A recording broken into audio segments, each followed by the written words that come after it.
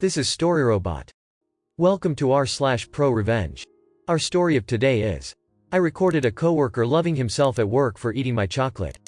Years ago, I worked in a government institution where I live. It wasn't a good job.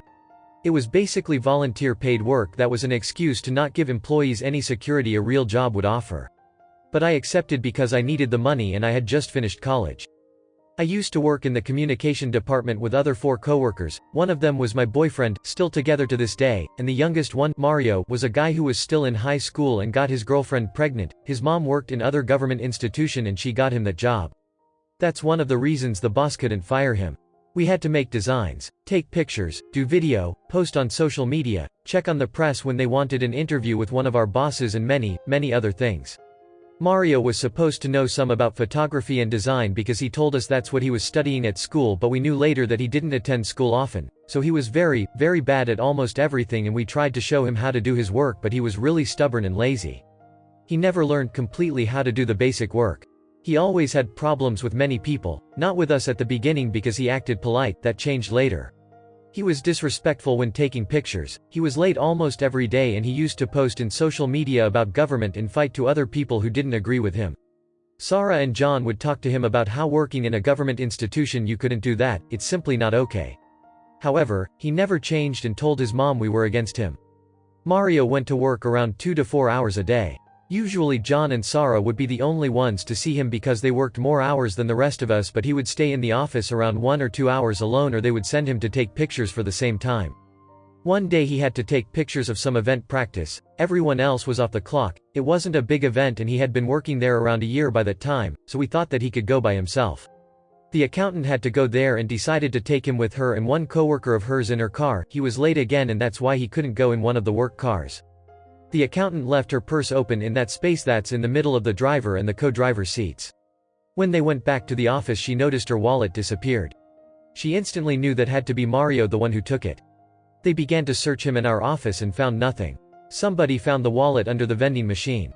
At first, we took his side because they admitted that never found anything and because it wasn't right to search in our office without anybody else there, mostly because we had photography equipment that wasn't exactly cheap. However, when we knew how the wallet was found and when we talked to him, we knew it was him. More money and stuff disappeared when he was there, but nobody could prove he took them. The bosses didn't want to create a scandal, so they let it happen. Our office used to be the conference room, so it was attached to the kitchen. And the director had beverages there for visits. We could use the kitchen but not touch those beverages, but Mario couldn't even get in there. Anyway, the sodas began to disappear and the director's assistant complained to us. We said we didn't take them and she wouldn't believe us. One day John noticed that our door to the kitchen was broken and that you could take the lock easily. With a pencil, we used to find pencils without tips, he took it inside the mechanism and then the door opened. It took its time, but he proved that Mario was getting in the kitchen when nobody else was there. However, that didn't make a difference and nothing was done, not even talking to him. One day, John and me were on our way to work, but I didn't have breakfast, so we stopped at a store. I bought something to eat and a chocolate. I put it inside the fridge and forgot about it. The next day I remembered about it and went to check. It wasn't there and I got mad. John and I checked the trash can, it was clean and empty, and we just watched and we found just little pieces of that chocolate. So we asked for a video camera that someone offered us before. It could record for long hours. I want to clarify at this point that we didn't take the decision of everything you are about to read just because of a chocolate. The chocolate was the last straw. For like a year we had to put up with our bosses scolding us because of him. He never wanted to learn how to do his job and things were always disappearing, including personal things. The first day, Donna left money in one of her drawers and left it slightly open so he could see the money. We put the camera in other building that was in front of ours. We had big windows, floor to ceiling, and you could watch Donna's desk in the hallway. Some lady's office, our door, and the director's office. The other building just had empty offices then but had big curtains, that's why Mario couldn't see the camera. We went home that day and left the camera recording. The next day there was the money, maybe because we left one billet equivalent to $5 and he knew we would know he took it. I checked the camera and watched him getting in the lady's office. I don't know what she did there, and he took some cookies from her office, but he looked suspicious. Again, with this we couldn't do much, so that night John found an old cell phone that could record for 2 hours. The next day, Donna left the $5 again, but now she left $1 bills in the same drawer slightly open. We placed the camera in the other building and John disguised his old cell phone with a binder and some sticky tape. That day he got a loan for a little less than 2 hours and left. John and me had a car, so we were in mall close there, just killing time, and then we went back. For the cell phone. OMG. John watched a little bit of the video before the battery died. He said that he saw something weird but wasn't sure because the screen was very damaged and we were in the car I was driving. When we got in John's house, we could watch everything he had done inside our office.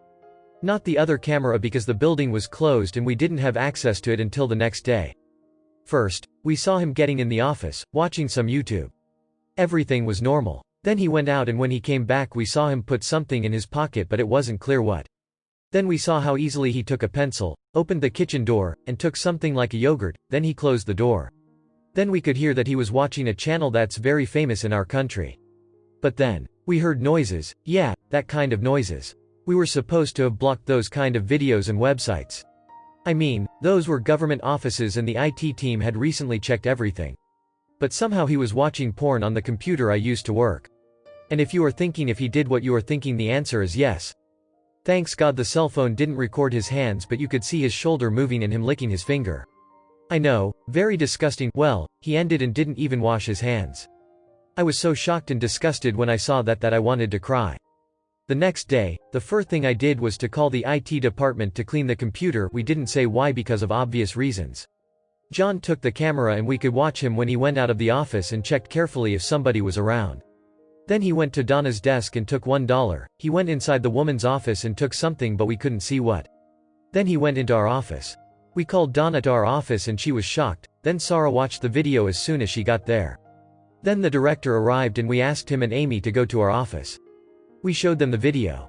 The director was very young and trusted us a lot, so he didn't hold his laughter when the self-love pat began. Amy was a young and delicate woman, so she just turned around and covered her eyes while letting a small scream out.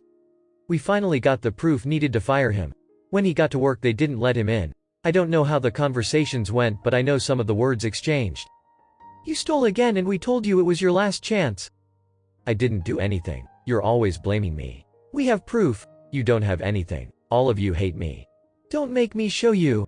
Well, show me. Amy called our office. John, could you bring the videos?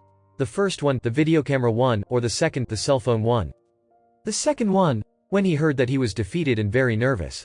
John took his time downloading the video into his computer because it was in mine and went to the office. Amy was talking to Mario. John told me he was about to show him the video and then he asked Mario.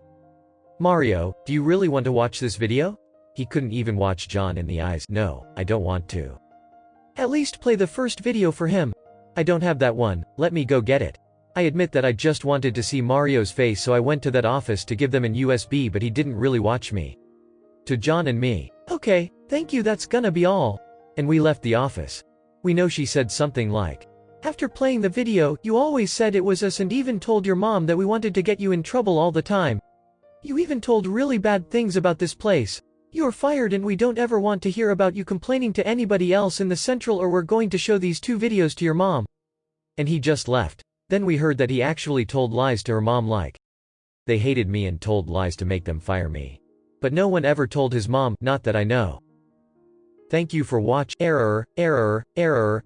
Problem detected. Not enough subscribers. Please subscribe, like and comment.